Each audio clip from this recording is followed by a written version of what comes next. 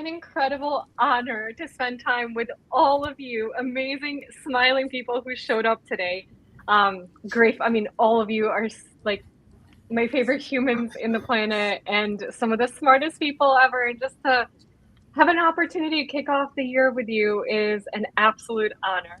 So thank you for being here and thank you to our audience. Thank you for everybody who's joining. You all showed up in the most amazing way. And I know there's so much going on at the beginning of the year, every year, and so many things competing with our, for our attention. But it is just so wonderful to have you all as a part of our community and join this conversation. And thank you for submitting such incredible questions. I love them. I had a bunch already ready, as you probably saw in our promotional materials. And I scrapped like more than half of them and replaced them with your questions. So that way, we're going to make sure that we address everything that's top of mind for you all. Now, I was joking before as we were preparing to get started, if David Letterman would get mad at me if I said, hey, like none of these guests need an introduction because, especially in our circles, everyone here is so well known.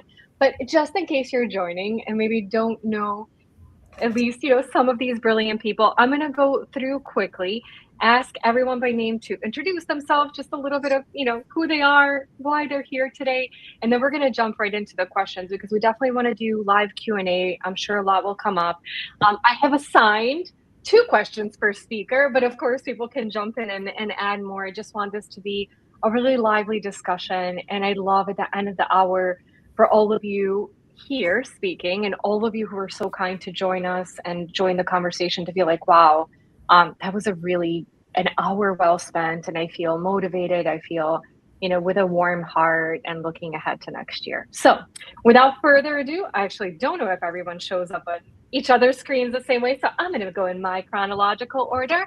And my dear friend, Al Adamson, would you please introduce yourself? Hi, Sonia. Thanks for having us together. And hi, everyone. Thanks for joining us. I'm Al Adamson. I'm the host of Adaptive Futures now. It's what we're calling a modern media and learning network with a host of shows. But really honored to be partnering with Sonia and Question Pro and the whole crew. So should I tee it over to Serena? Yes, Dr. Serena. On to you. Thank you. Hi, everyone. I'm Dr. Serena Huang, founder of Data with Serena.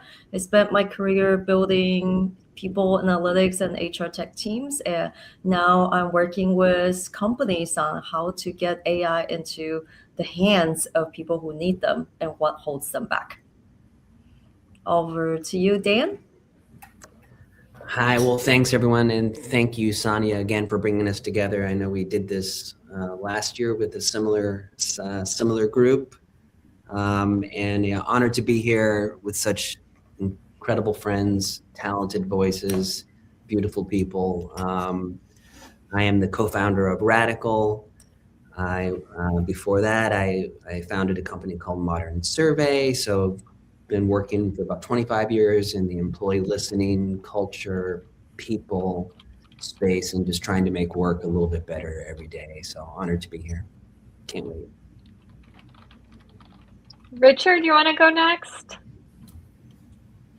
I would love to. We're snaking around. I think the question was, why am I here? And the answer is definitely Sonia. I'm here because Sonia asked. And anything she sets up is gold. Recording this.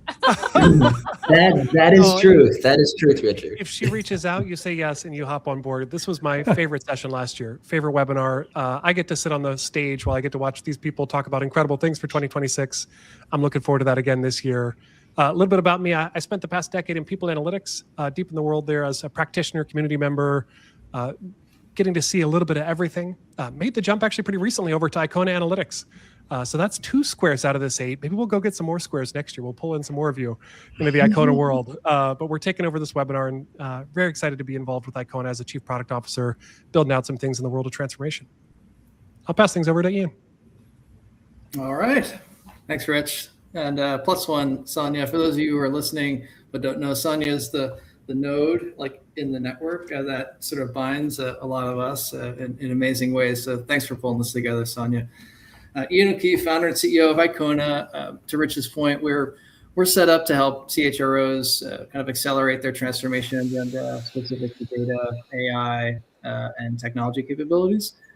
I'm a former head of people analytics at Amazon, JP Morgan, spent some time at Google, and we're kind of bringing all of that into repeatable playbooks and services for our clients. So happy to be here, and I'll kick it over to Enrique is right next to me. So Enrique. Yeah, thank you, Ian. Hello, everybody. Good morning, good afternoon, or good evening, wherever you are connecting from. My name is Enrique, founder of Hacking HR. It's great to be here. I had a lot of fun too when we did it last year, which I can't remember when it was, Tanya. Was it in October that we did it last year? No, it was in December, because the one thing is, Oh, in like, December. Rich was talking, I'm like, man, none of us are dressed up this year, so we'll have to do it again with some fun Well, but outfits. it's already been 2 months, 2 months since, or 2 months and a half since then. I mean, unbelievable that it's already the end of January. But excited to be here and share this stage with all these brilliant and talented colleagues from the people world. So thank you, Sanya, for inviting me, and passing it over to Mine. Hi, Mine. Thank you. It's amazing to be here with all these amazing people. And for me, it's also really kind of weird, because usually, like, I see all of you online and then meet in person. But this time, the last time we were together, we were in person, and now we are getting together online. So it's amazing again to be here. I'm the founder of Happy Work Studio, and I am working with my team to make the work a better place, a happier place for people, so that they wake up every morning to something more meaningful. And today I'll be bringing that angle to this chaos and everything that has been happening in the world with AI technology, all this pace, and how we are going to just stay sane and happy in this the chaotic world. And thank you so much, Sonia. This is maybe my favorite webinar of the year. And yes, we should do it in December next year. Actually, this year, at the end of this year. So we have our ugly sweaters and all the accessories that we had last year. So yeah, thank you once again. Oh, well, thank you, everybody, so much. Like, such kind words, and it's so wonderful to have you here together. And I realized I didn't introduce myself. It's like, I feel like, because we all know each other so well, like, everyone's like at my house at a party, so everyone knows me, but probably not everybody knows me who dialed in. So my name is Sonia Lucina. I lead the Employee Experience Business Unit at Question Pro. I'm an organizational psychologist, and just my biggest passion in life, like, so nice to go after Mina, is to help people be happy at work and love what they do. And because I believe it transcends to every part of our lives. And I've been a very, living proof that it's possible. I've also had really hard days. And so although I like to believe in rainbows and unicorns, I know that there's no perfect solution, but I do believe that the more we connect with each other, the more we really effectively listen to each other and build these amazing programs, that it's easier to have a happy and healthy and productive workforce. So thank you all for joining us. We are going to jump into our questions, because again, we have so many. And Dan, we're going to kick it off with you at a very large scale. So I realize this is actually a question that came in from our audience as a webinar pre-sign up, is within the employee experience space, what is the biggest trends that you would expect in 2026? Yeah, I mean, well, I mean, there's no, I hardly consider myself a future teller, but I would say, if I could, in one sentence, I would say, first, I think we're going to see shifts, more systemic shifts, so moving away from programs, and moving to systems. So less isolation in surveying, and more focus on how work actually gets done. So, and what do I mean by that? That's clarity of roles, decision making, trust, day-to-day rhythms. For me, again, if the system is broken, right, inherently or foundationally, No amount of surveying or apps or technology or your tech stack is going to fix that. So I think we're going to see more macro, larger systemic change.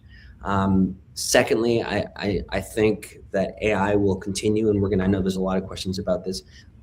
We'll be coming up about this. Will continue to be more invisible within employee experience, but even more consequential.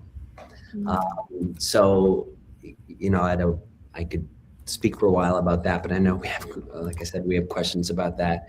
And finally, I'll say that I think that managers are going to be more at the center of employee experience again in 2026.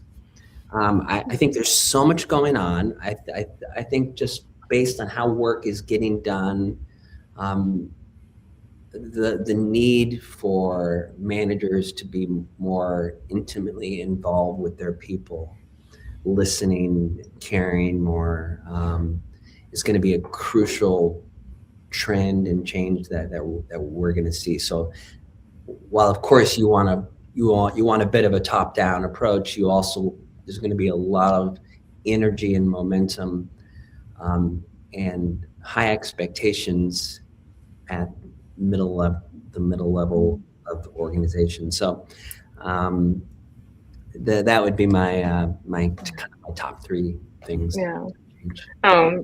Those are really insightful ones. And it was interesting because I'm researching a little bit more around psychological safety, because I think we're going to need a lot of it, in 2026. Always have, but maybe a little bit more. And I was just reading one of the academic journal articles where they found the mediating factor in people using AI and their trust is leaders and managers. So I thought, that's another thing on managers.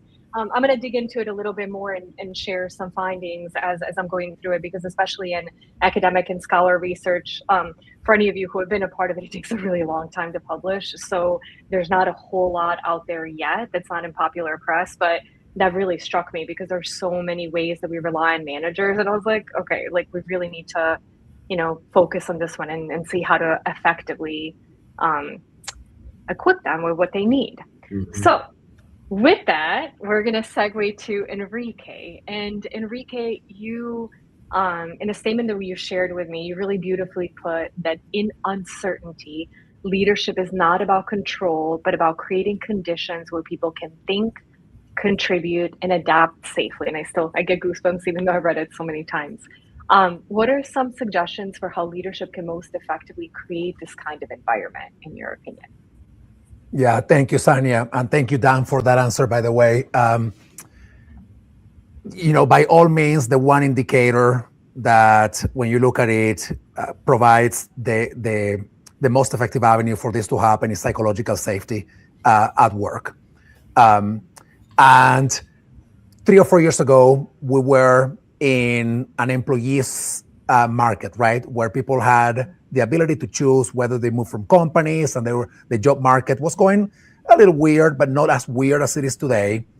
And maybe that alone increased the amount of psychological safety at work, because managers wanted to keep great talent in their workplaces, and organizations didn't want to lose their best talent. But that has shifted over the past 1 year. And it feels that people are, it feels that they are more, disposable, so to speak, right? And when you feel more disposable, then you speak up less, whether it is something that you don't like, or if it's something that it's perhaps just an idea to improve the way you do work. So managers need to include their levels of, they need to invest in psychological safety for their teams to be able to speak up, speak out when they see something, but also when they have ideas that can be beneficial for the people and for the business. And this has become so much more true now in an age where AI is creating 50, 60% of all the content that exists in the internet, meaning it's a copy and paste of the same thing. It all feels like the same. I mean, you go to LinkedIn today and I think this happened to me. I already realized that this was happening, but about a week or 2 weeks ago, I was traveling and I was just like scrolling on my phone, and I was reading a post on LinkedIn, and I was thinking like, holy smokes, this all looks exactly the same. I mean, like, where is our creativity? Where's our critical thinking? So the more you outsource your thinking to AI, the more you have to leverage the ideas and the creativity from people who are willing to speak up. So you have to expand that pipeline for more people to speak up when you see that everything else looks about the same. So for those managers to be able to listen, to be able to create the best strategies, to be able to produce the best results, they can't tap into AI, but I think they also have to tap into the power of the creative and critical thinking potential from people, right? And for that, you need to create the conditions of psychological safety. So this is being researched. I know Serena has talked about this multiple times, and Amy Edmondson and multiple other people. But we just got to go back to the idea that psychological safety is what's going to provide those avenues for people to speak up and speak out about the good things and the ideas and whatnot. So that's kind of like what I would put my efforts into for managers, at least. Yeah.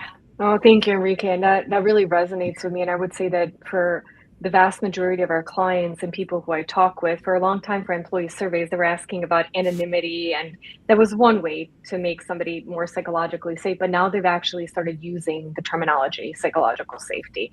And it's so much more than just an anonymity in a survey. It's about your organizational culture.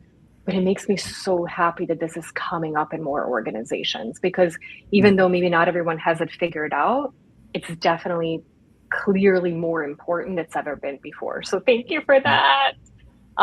Now, we were talking about, as Rika mentioned, it was an employees market some years ago. Now it's a storm of different things. And unfortunately, probably for a lot of you who are on, if I say, oh, we're hearing a lot about, budget cuts and organizations having to do more with less, I'm sure many of you are nodding. If you're not, I applaud you. You're probably in the minority, but it is happening with almost everyone I speak with today. And so, Mine, the next question goes to you.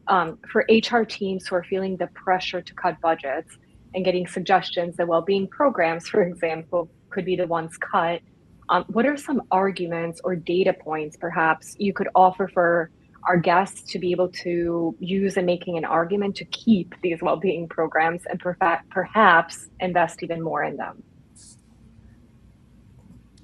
I love the question, because this is like a pain point all across the globe. Because when I'm based in Turkey, not right now, I'm traveling right now, but I'm like usually based in Turkey, and people usually think that it's only a problem in that geography. Well, it's a problem all over the world. And companies usually think that because it's not a quick solution, because like you're going to get that, training, and just like they're expecting some magic wand, and so that people would feel better. But the reality is, at least half of the employees around the globe, they are burned out. And this is a fact.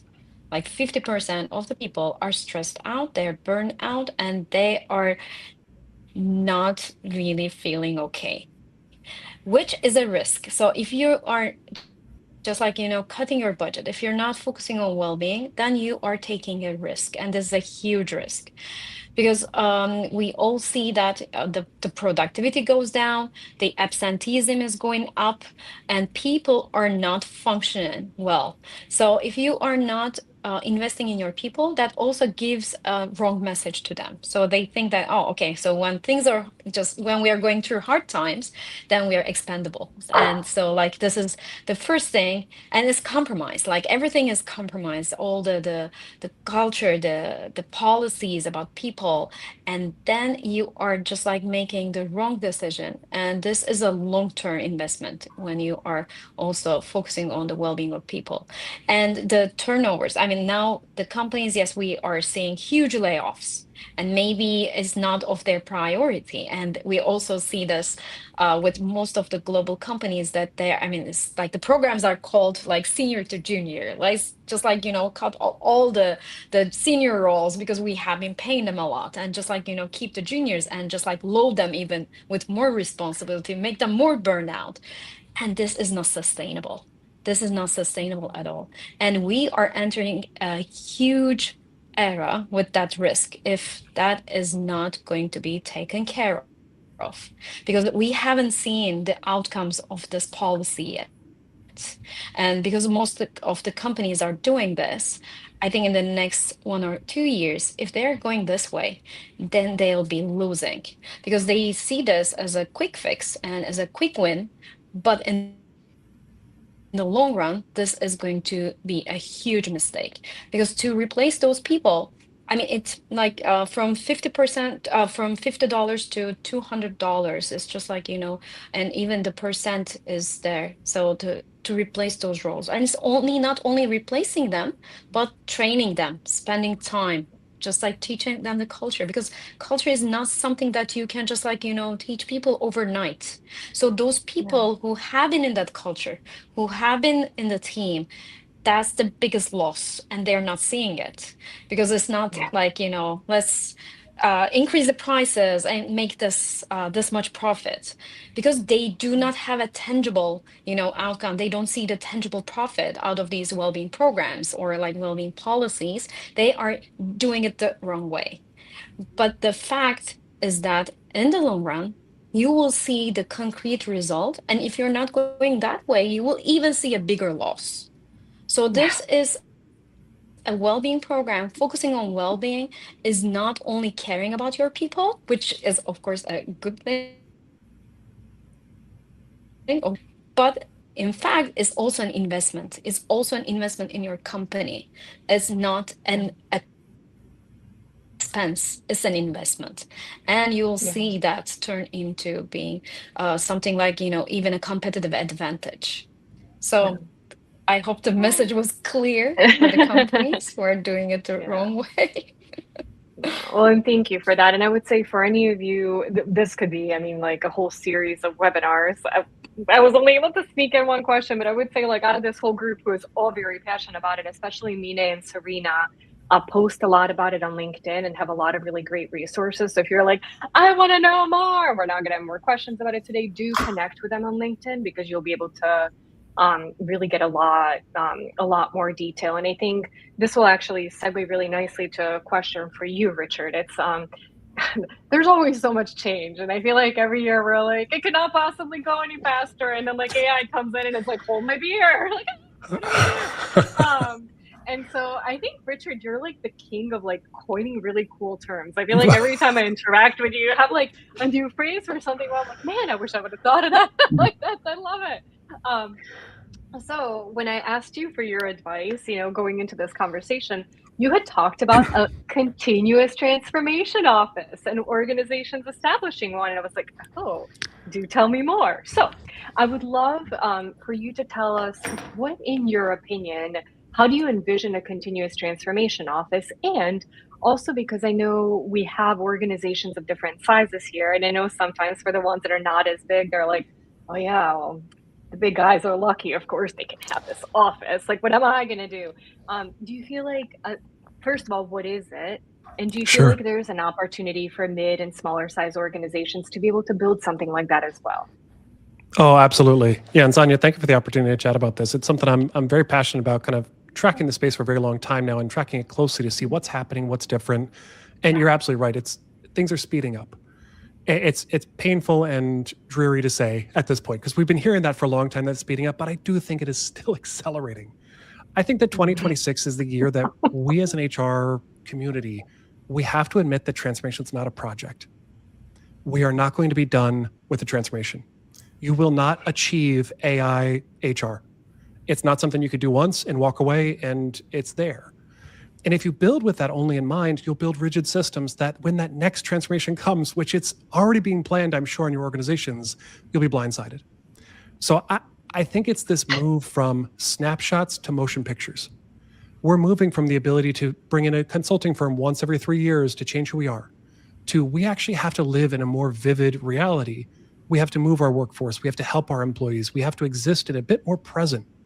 And that might feel incredibly stressful to some people listening. What I would say is, as you're feeling that stress about that, like, oh my gosh, how am I going to do more transformation? I've done a lot. I will say, it is a lack of support. we have not invested in this area, and we've not invested to keep up with that pace of change. There's a quote that I love. It's, again, I'm going to go for a depressing quote here, but it's from Antonio Gramsci. He says, "The old world is dying. The new world is yet to be born. We live in a land of monsters." That applies to a lot of different areas of life right now. But it's true. When there are monsters about, you can't go unprepared.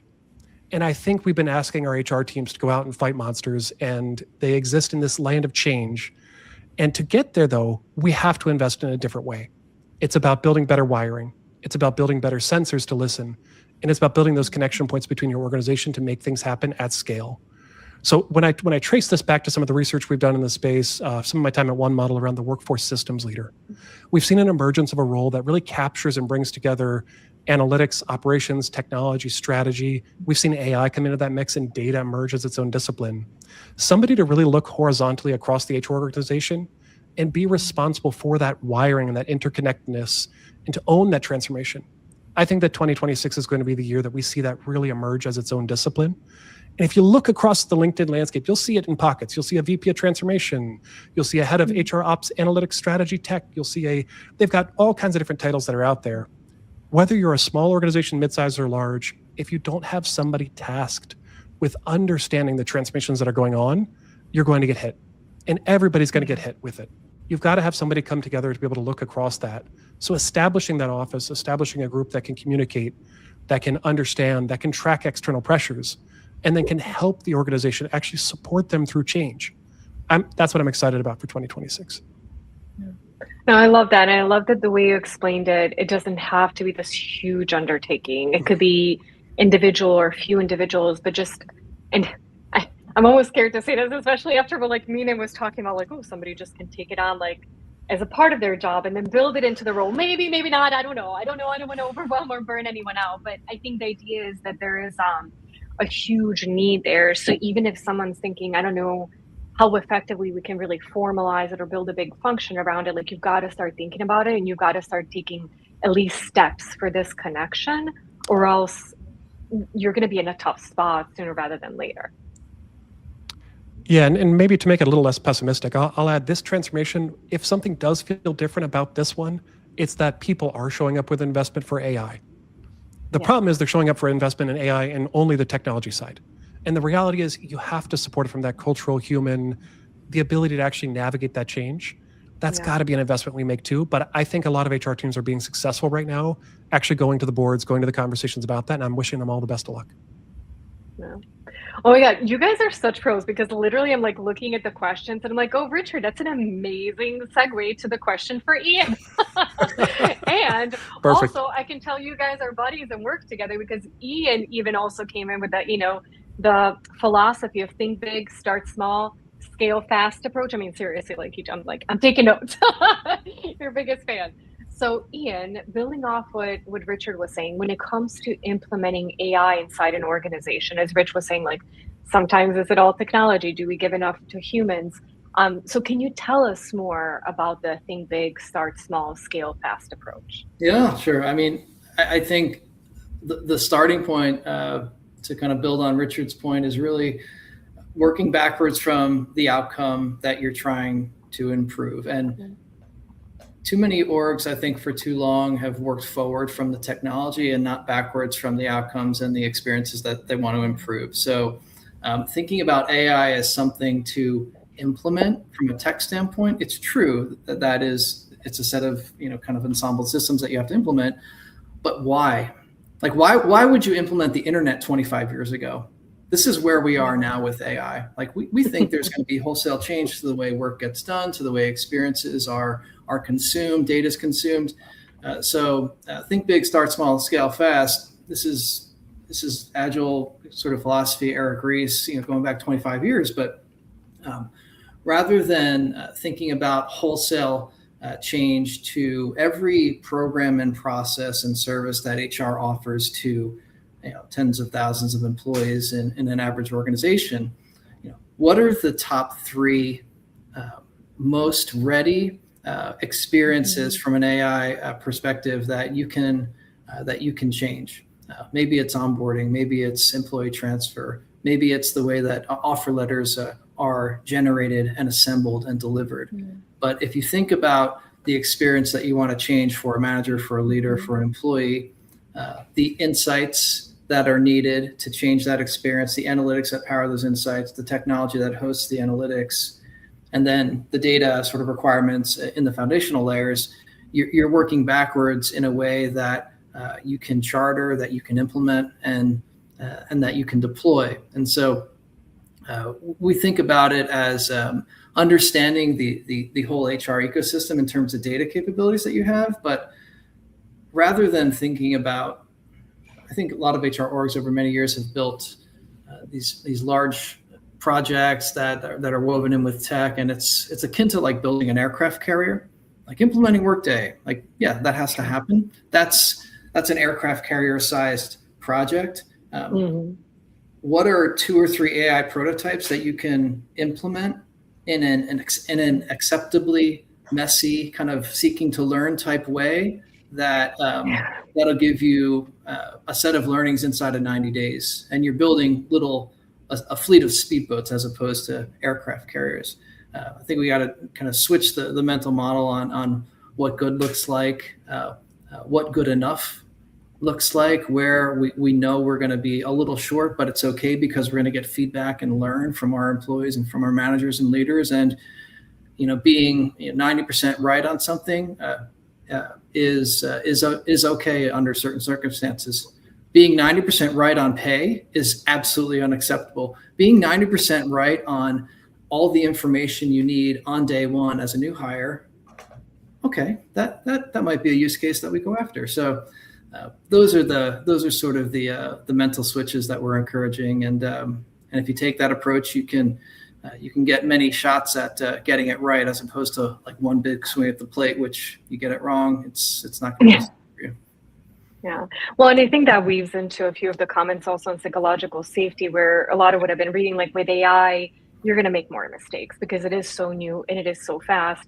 And if people don't feel comfortable with it, there are going to be some repercussions. You won't move as quickly. Or if you do that big project and it does fail, there is more at stake. So it's just, all of this is very much weaving together.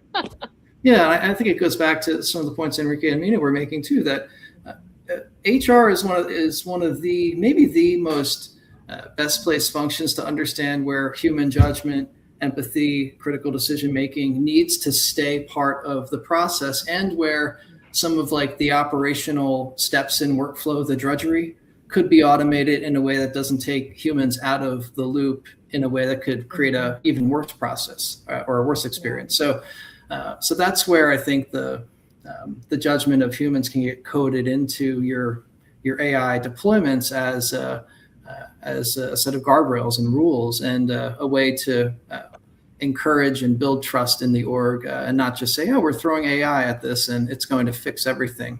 Not going to happen. Wouldn't that be nice? I don't. Well, and building off of that, Serena, next to you, because this is such a huge area of expertise for you. What are some ways to effectively measure that human risk, such as trust erosion, fear, fairness perception, and maybe even emotional disengagement during AI implementations? Yeah, great question. So everyone has shared such great tips on how we're responding to change and the role of manager, the importance of measuring. And I've been brought into lots of organizations, and the question is, why aren't people using AI? Why aren't they using it more? And we have spent millions of dollars on insert the name of your AI tool. We're not getting an ROI, we're losing our patients, come help. So I help companies do a couple of things. One, create a measurement framework for ROI, and two, really help with the enablement.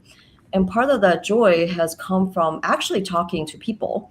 Yes, I look at lots of user data behaviors, but actually talking to people made me realize what's underpinning all of this is trust, or sometimes the lack of trust.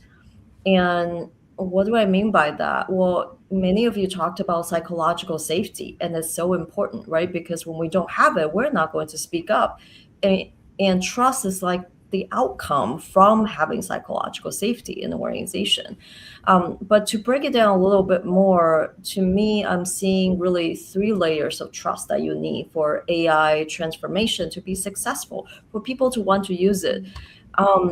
If you think about the stats from last year, during summer, there was a crazy number that came out. It said 31% of employees actively sabotage AI efforts in their company. 31%. And for younger people, the younger millennial Gen Zs, it's 40 something percent. That means they are not attending your AI training. They are not using your AI tools. They might be using their personal ones at home. No problem with that. And they're telling you when you survey them, AI is not producing good output. And when you look at their screenshots and the logs, they purposely input prompts that will generate terrible output just so that you won't get the performance you're looking for and the ROI you need. Why is that? Well, because we want to protect ourselves, right? Our brain's number one job is to what? Keep us safe. And when something like AI or unclear definition of what success looks like in the future for my career and my livelihood and my financial well-being is at risk, right? Speaking of well-being, then I'm going to do what it takes to protect myself and my family and my future. So that might look like I'm not going to use your tools. And that's really devastating for organizations. So the first level of trust is employees have got to trust that senior leaders are looking out for them in terms of their career, and that their job will be here in 2 years. And if they don't know, they're honest about it and said, hey, there are certain things we haven't figured out. We can't guarantee everyone will have a job in 3 years, but here's what we can guarantee. And we will communicate as we go. I think that part is really missing. And the other is, speaking of AI slop, one of the new terms from 2025, people are saying that I can't trust and use this output. It's taking me more time to fix it. So if your AI tool is not good, people will not use it. And one of the reasons shadow AI happens, meaning they use their own ChatGPT on their personal device, but they won't use the one that your company pays for, is because the tool is not as good. So sometimes it's as simple as you haven't enabled all the features within ChatGPT, for instance. That could be it, or it could be a different tool that they have access to at home. And finally, speaking of performance, right, a lot of companies are setting goals right now. This is the season. How will my performance be judged? When I use AI, are you going to celebrate it and encourage me and give me kudos? Or is it actually kind of frowned upon in secret because I haven't put in as much effort? So I hear a lot of conversations within HR around designing performance and compensation differently for AI, because how do you count the AI output? And just because you can produce more, does that mean you should produce more? And what happens to pay? How do we reward people? What counts as bonus now? What does effort actually mean? Do we just measure outcome and or just output? So there's lots of questions, but I come back to having trust at these 3 layers that is so necessary for AI to really move forward in an organization. And by the way, I wrote about this in my newsletter if anyone wants to take a look. So yes, and please do. Again, I look at all of you and I could spend hours asking each one of you questions. Every time I flip over to someone else, it pains me because I'm I want to keep talking about this. So as Serena said, please, if you want to learn more, do follow her. She pushes out so much good information. And to me, AI slop, oh my God, I wish I would have come up with that term, because when it came out, it was yes! It's been the bane of my existence. It's been these beautiful things AI brings. I'm don't give me this garbage. Anyways, Al, I have known you for years. I absolutely love talking with you. And I cannot believe it's been 40 minutes into this webinar before I got to you.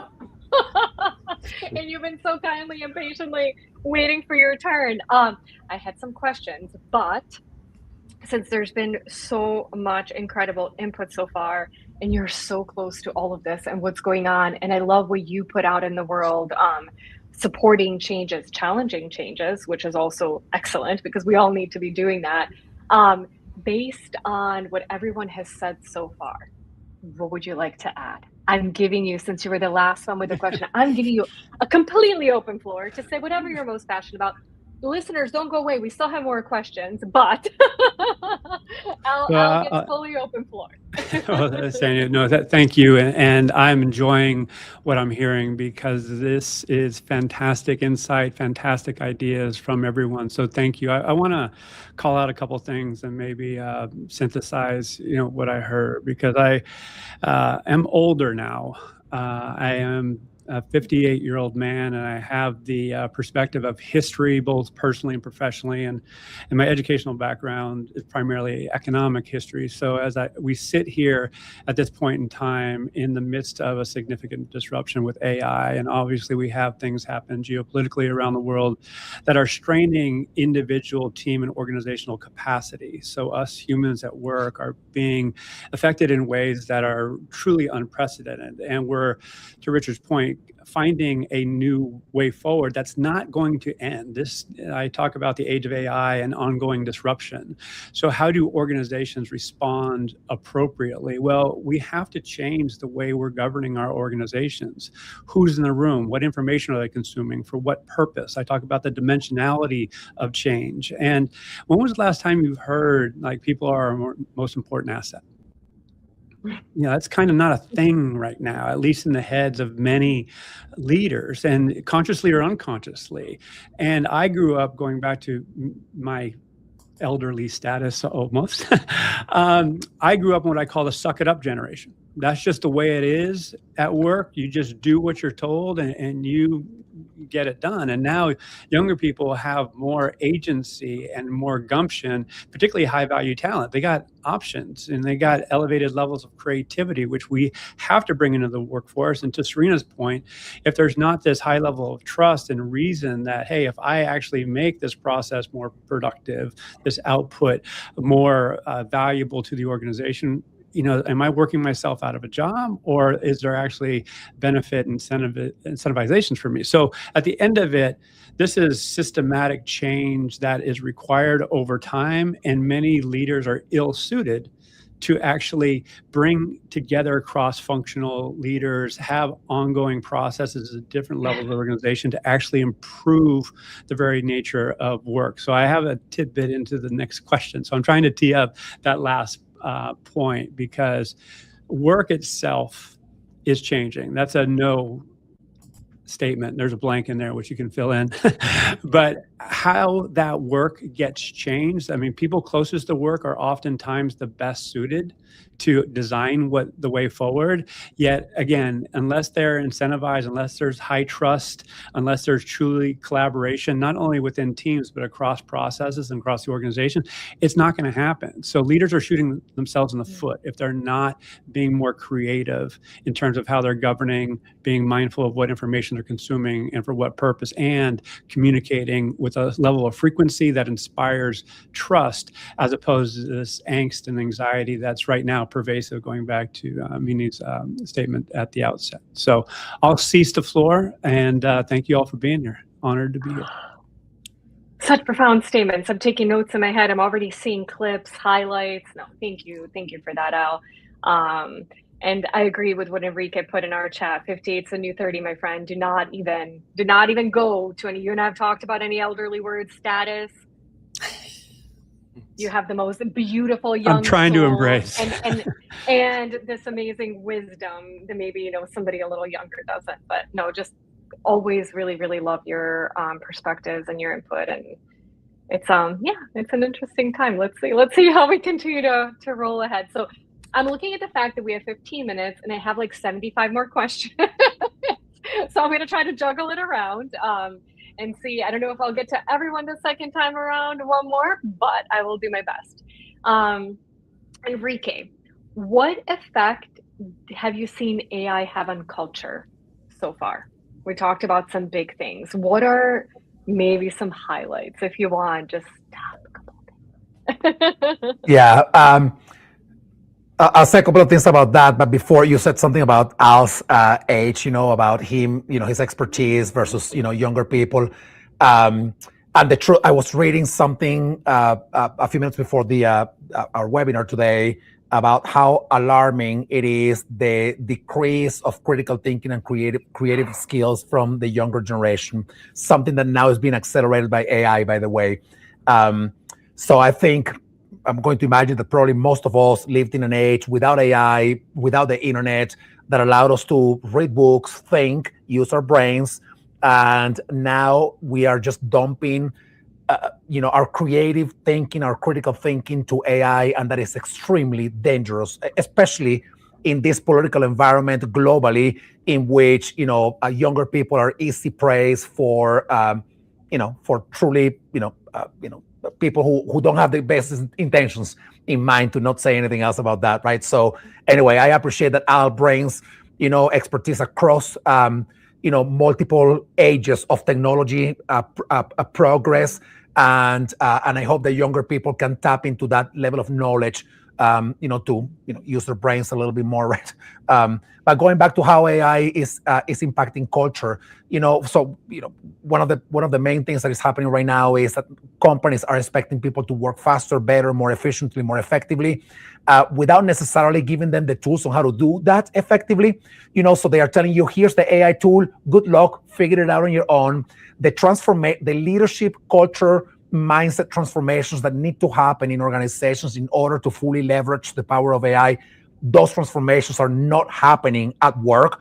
All that we're doing is adding a layer of AI technology on top of outdated processes that were designed for a non-AI age. And in some cases, if we are lucky, we are becoming more efficient and more effective and more productive. But in multiple other cases, we see things like the 95% of AI experiments failing, like MIT found. I know that a study has got a lot of controversies around it because it was very limited in scope. But if you think about most organizations not changing and just adding that layer of AI, it's impossible not to come to the conclusion that you are going to fail, because you can't just bolt on AI on something that didn't even work in the first place. So effects are the expectation that something just out of magic is going to happen, and that won't really, deliver the best results. Number two, the fact that we can do more faster, more efficiently with AI, but our brain capacity is still very limited. So now we're being asked to do 20 things when before we were only asked to do 10 things. And this is going to be the most successful recipe for burnout, more mental health challenges, and more mental health problems and well-being problems in the workplace. So those two things: one, the expectation that just by pure magic, AI will fix our problems, and it won't. It may make them worse if we don't do things right. And number two, the expectation that people will work more because they are outsourcing their thinking, their production to AI. And ultimately, we still have limited capacity as humans. So, that may be conducive to these challenges that I just talked about. So those two things are top of mind for me in terms of the impact of AI in culture.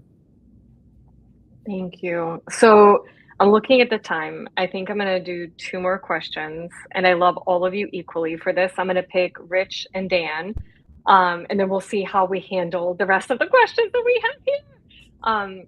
Richard, you share the love of employee listening with me, and of course the rest of the group. For those of you who don't know and are maybe interested, I'm gonna do a plug for UT Austin Listening Conference. It's coming up in April. So it was the first year last year, and the event was incredible. Richard put it together with a professor at UT Austin. It was about 100 people. It's going to be a little bit bigger this year, and it's coming up at the beginning of April. And he literally created an event around employee listening. And I don't think I could have humanly answered the email faster when he invited us to come. I was like, yes, I'm packing my bags out. He's like, no, a few months are missing. Don't come yet.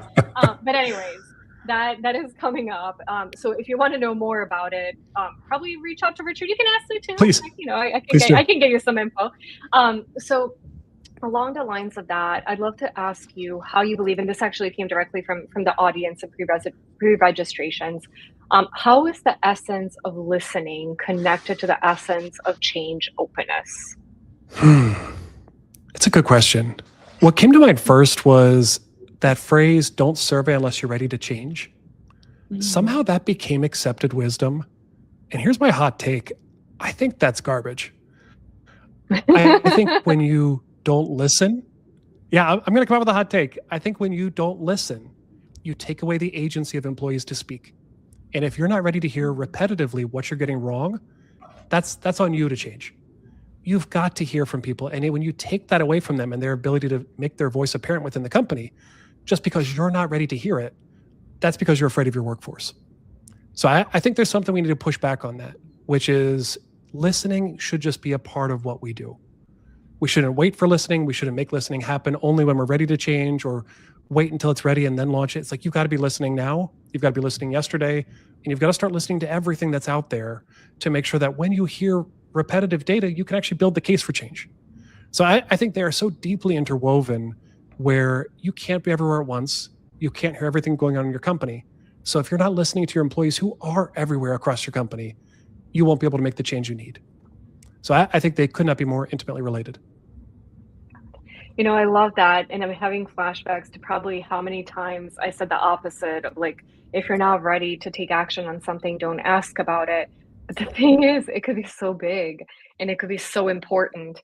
And you don't, maybe you realize that and maybe you're scared of it, but there could also be things you're not aware of, or maybe there's a Spot different on. way to approach something. And as you said that, I literally, like, I think I like had hot flashes.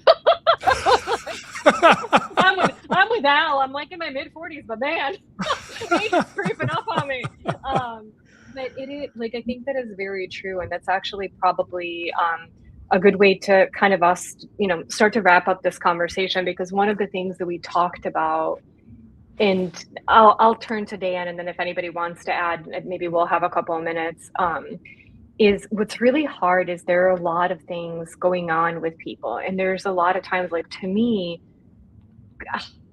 I don't know like when I'm gonna come like to a full grasp of this, but I remember when I was younger, there was an event that happened that will not rehash now, but I remember thinking like, oh, I can't believe a person would do that. And then it happened to me and I was like, oh, what?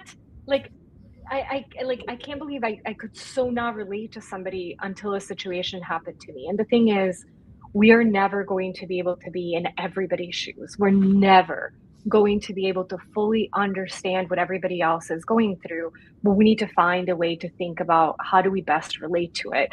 And it literally continues to happen to me, even as I'm like, oh, I'm open-minded and I'm a psychologist and I study these things, and I feel like I just get slack with things. I'm like, I had no idea somebody might have been going through this. And so I think, Richard, to your point, I think there are so many different things. Now, we might not be able to always act on everything. We might not be able to always move mountains for people. But if we don't know something is happening, we could be going through the organization like, oh, I'm there to make people happy. And like, there's a lot of organizations like that.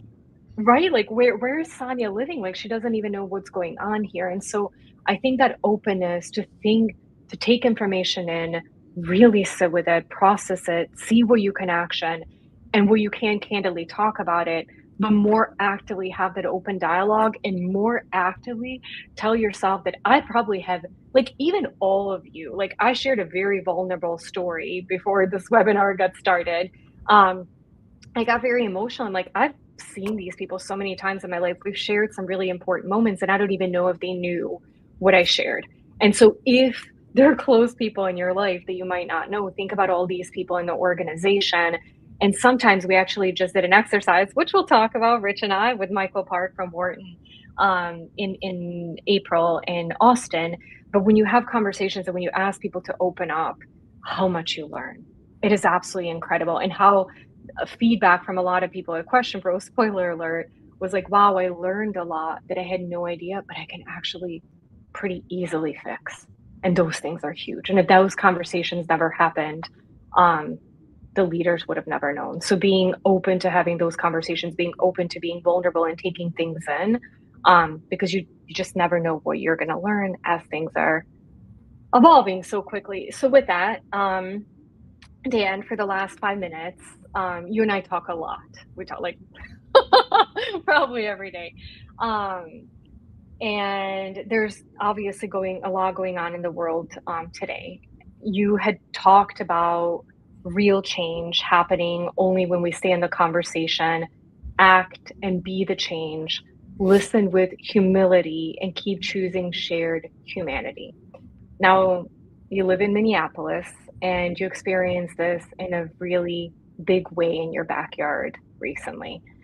Um, Challenging situations, though hopefully not at this scale, happen in organizations as well.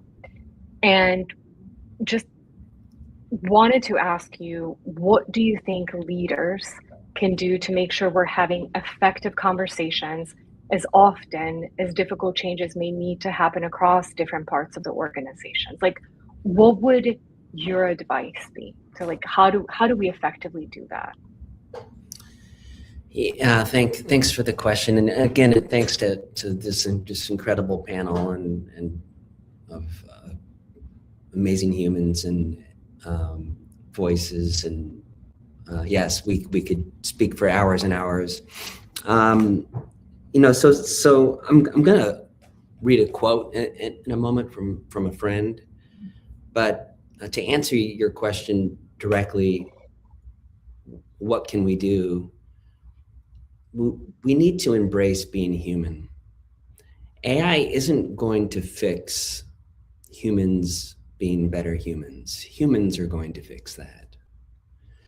So that is my first statement. But like, please remember, I am a technologist. I build technology. I'm building an AI tech platform. It's like and that's important, and it's going to change things. And there's so many beautiful things about technology and everything that we've been talking about. But I guess here's what I would say, and I'm going to try to do this and yes, I'm in Minneapolis.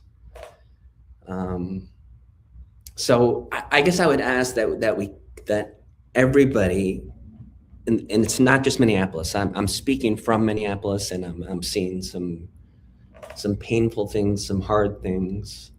But I would ask that we carry forward in our day-to-day work. I would ask this of all of us, and I would love for someone else to jump in as well in a moment.